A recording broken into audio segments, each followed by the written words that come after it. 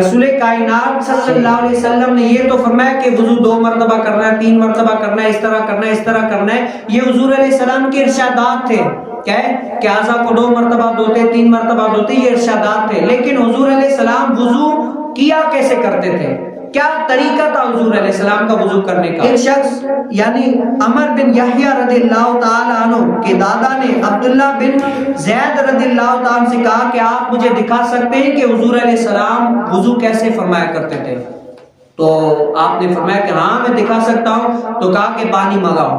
تو یہ کیا ہے، آپ بھی دیکھنے کہ ہم آج کل وضو کیسا کرتے ہیں. تو جب پانی منگایا گیا نا، کہا کہ یہ میں طریقہ وہ تمہیں بتا رہا ہوں جو حضور علیہ السلام وضو فرمایا کرتے تھے. وہ کیا ہے، جب پانی لایا گیا تو آپ نے کیا 2 مرتبہ یوں ہاتھ دھوئے، تاکہ اگر پہلے کسی ٹرک کے ذریعے سے یا کسی لوٹے کے ذریعے سے یوں ہاتھ ڈال کے کیونکہ پہلے ایسی سہولتیں نہیں ہوتی تھی، تو ہاتھ دھویا، پھر کیا ہے ہاتھوں پر پانی ڈالا کہ حضور علیہ السلام نے کلی کی. پھر کیا کیا 3 مرتبہ ناک میں پانی ڈالا، ناک میں پانی ڈالا. پھر کیا کیا 3 مرتبہ چہرے اقدس کو دھویا.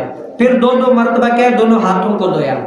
پھر کیا کیا سر کا مسح کیا، یوں آگے لے کر گئے پھر پیچھے لے کر آئے. اور پھر کیا ہے 3 مرتبہ دونوں پاؤں دھوئے. اور فرمایا کہ رسول کائنات صلی اللہ علیہ وسلم اسی طریقے سے وضو فرمایا کرتے تھے. دیکھیں کتنا خوبصورت دین ہے. ہمیں ہر بات کے بارے میں، اور وضو کرنا جس کو ہم آسان سمجھتے ہیں نا، بھئی وضو کرنا کون سی بات مولانا مشکل بات ہے جو آپ ہمیں سکھا رہے ہیں. لیکن حدیث مبارکہ کا مطالعہ کریں، اگر وضو کرنے والی جگہ کوئی ایسی رہ گئی نا جہاں پر پانی بہانا لازمی تھا، اگر آپ نے وہاں پر نہیں بہایا، حدیث مبارکہ میں ہے جو صحابہ کرام جلدی سے وضو کرتے تو پانی جو یا پاؤں پہ پانی رہ جاتا نا، تو حضور علیہ السلام نے فرمایا اگر اس جگہ پانی نہیں پہنچا تو اس جگہ کے لیے آگ ہے.